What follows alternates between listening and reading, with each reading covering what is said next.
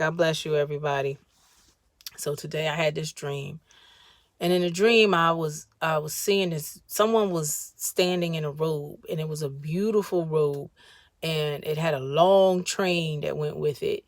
And the colors of the robe were red and blue. So there was like a panel of red and then a panel of blue, red, blue, red, blue.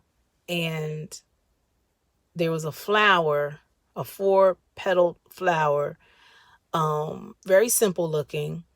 And it, if I had to describe it, it was like the petals, they were curved, but it was like in a shape of a cross, but yet it was definitely a flower. And the flower was red, and it was on one of the red panels. um and I remember in my mind saying, well, this is not God, but it's a representation of God. And I'm just going to act like it's God. And I'm not proud of myself in this dream, y'all. But anyway, this is what I did. And so I kissed the, I went down on all fours and I began to kiss the robe. I would kiss the red part, the blue part, so on and so forth.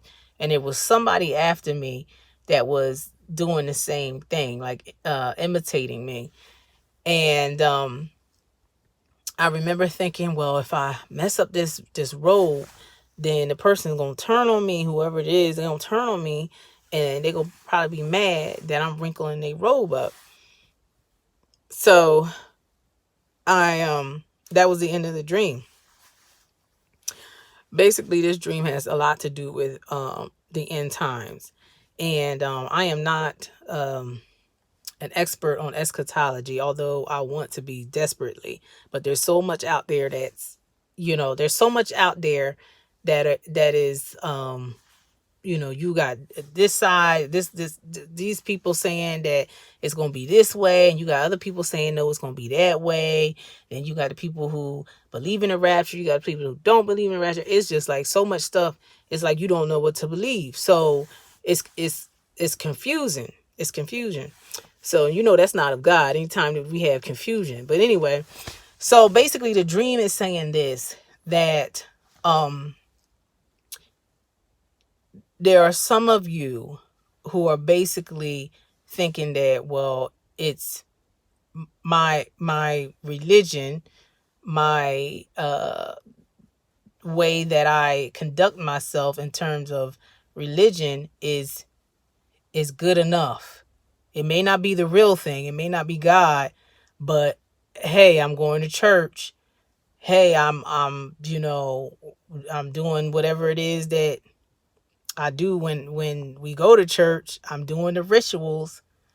So I'm okay. I know that I'm going to heaven. I know that I'm right with God. And God is saying that no, that's not the case. God is saying that because he loves you, he's saying this stuff through me because he loves you, because he wants you to come out of her. He wants you to come out of her, my people. So, you thinking that you're doing right, but you've been led astray.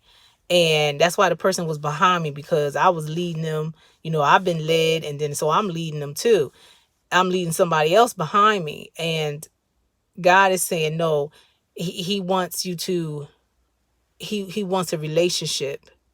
He doesn't want religion. He doesn't want vain repetition. He don't want you just repeating after the pastor. He wants you to come to him and pray, and you pray. And when you pray, let God speak back to you. He wants a relationship, just like you in a relationship with a friend. It's not a one-way street, So God is saying that he wants to be that for you.